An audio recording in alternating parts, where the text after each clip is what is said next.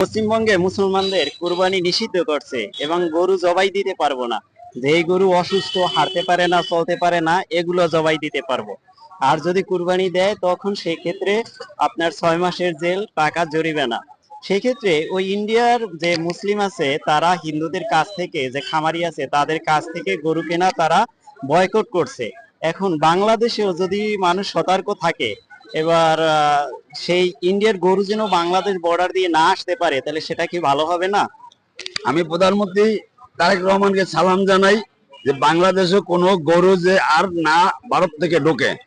এই জন্য আমি অন্তপক্ষে লাখ কোটি শুকরিয়া আদায় করুন এবং তাকে আমি অভিনন্দন, ধন্যবাদ জানাই। এই জন্য যে কোন রকম বাংলাদেশে একটা গরু যে না ঢুকতে পারে, আমাদের মুসলিমের জন্য অত্যাচার অবিচার চলতে আছে, এই শিক্ষা তাদেরকে পেজের মতো দেওয়া হয়, এই বলে আমি তাকে ধন্যবাদ জানাই। আর পাইলে আমি তার পায়ে ধরিয়েও সালাম জানাইতাম।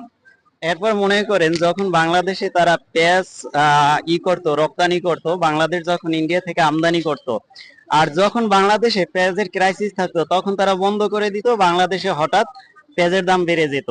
কিন্তু এই যে গত বছর পেঁয়াজ যখন আসে নাই, তারাই কান্নাকাটি করছে। বাংলাদেশে কি পেঁয়াজের কোনো প্রভাব পড়ছিল? এই জন্য বাংলাদেশে অনেক ধন্যবাদ জানানো হয়েছে যে তার আমাদের কোনো পেঁয়াজের অভাব পড়ে নাই, আমরা পেঁয়াজ ঠিক মতো পাইছি ইনশাল্লাহ, এবং ওদের পেঁয়াজ পচাইয়া হালানো লাগছে। আমি মনে করি যে বাংলাদেশ থেকে কোনো একটা রপ্তানি ব্যবসা বাণিজ্য ওদের সাথে আর না হোক। এই জন্য আমি তারেক রহমানকে অশেষ ধন্যবাদ জানাই।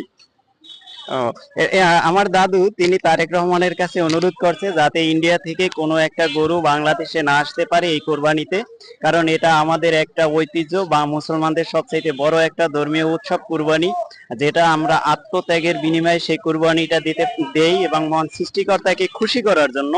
সেখানে তারা আমাদের ইন্ডিয়ার সংখ্যালঘু মুসলিম ভাইদের উপর তারা অত্যাচার করতেছে, তারা বিভিন্ন ভাবে তারা হ্যারাসমেন্ট করতেছে, তাদেরকে কুরবানি দিতে দিচ্ছে না, এবং তারা মানসিক ভাবে টর্চারিং করতেছে, তাদের ঘর বাড়ি বুলডোজার দিয়ে ভেঙে দিচ্ছে এবং তাদেরকে ঘরে থাকতে দিচ্ছে না, ব্যবসা প্রতিষ্ঠান সবকিছুই ভেঙে দিচ্ছে।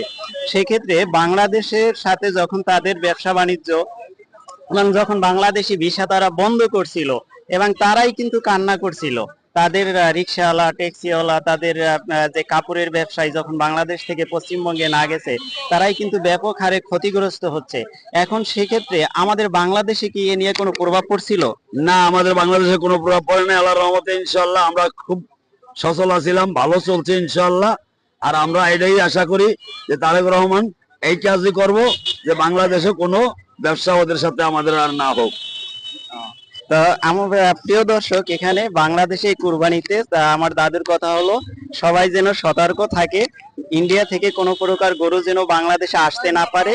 সেক্ষেত্রে ওদের এই ইন্ডিয়ার যে হিন্দু খামারিরা আছে ওরাই মহা বিপদে পড়বে, দেখবেন ওরাই কান্না করবে, ওরাই না খেয়ে থাকতে হবে, আমাদের কিছু হবে না ইনশাল্লাহ।